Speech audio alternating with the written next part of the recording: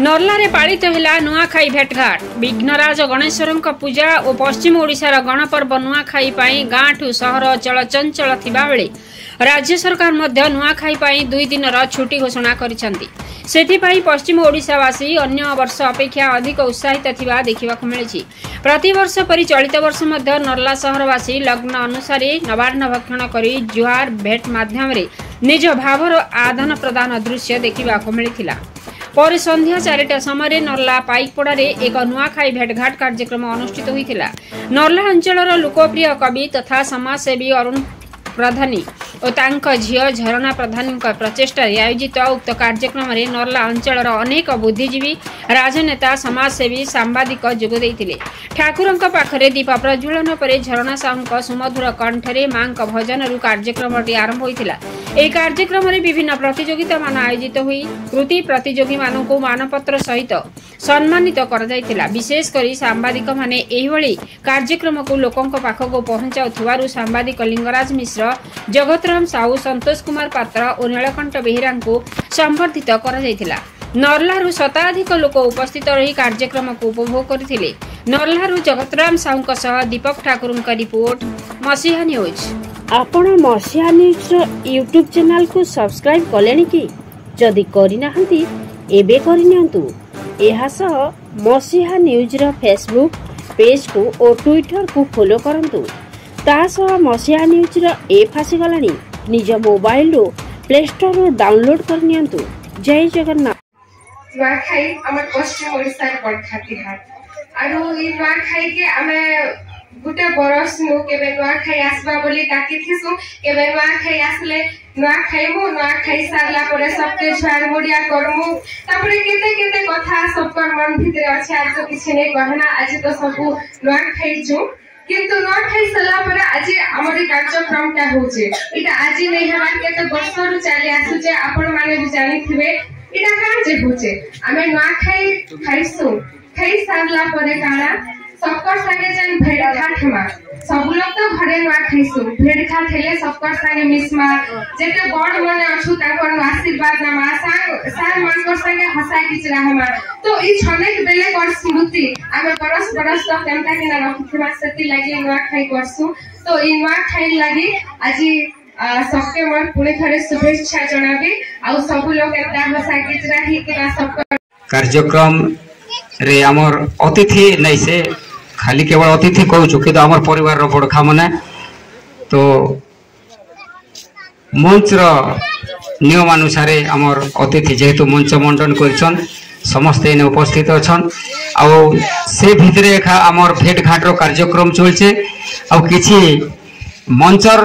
कार्यक्रम थिला। तो एबे मुई आमर मंचासीन अतिथि मान के अनुरोध करबी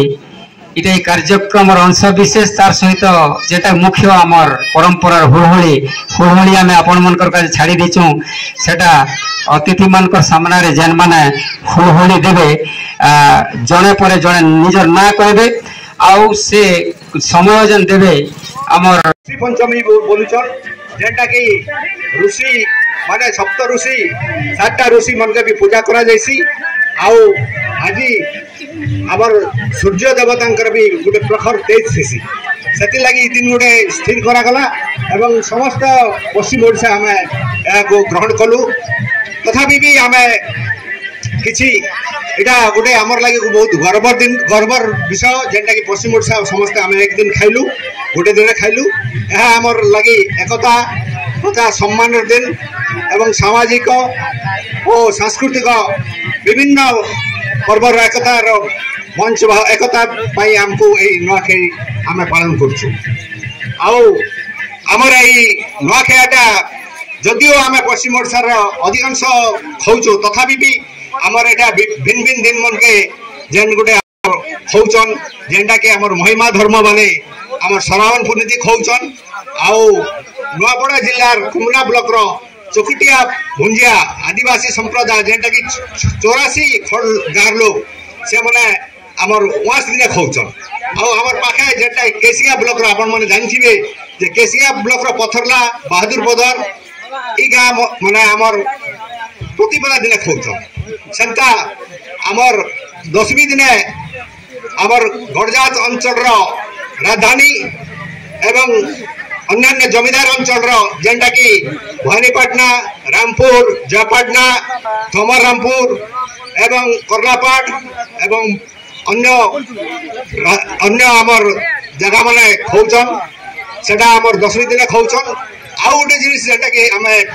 जानबार कथा भी किंबा आमर माँ माणिकेश्वरी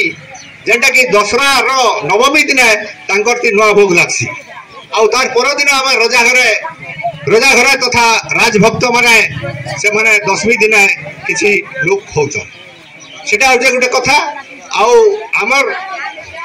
परंपरा के सांस्कृतिक परंपरा के बचवा लगी हमके आमर गाँव इतिहास के आउ आमर परिवार इतिहास के जानबा पड़बा दीर्घ 25 वर्ष मैं सब शुणी न्यूज करे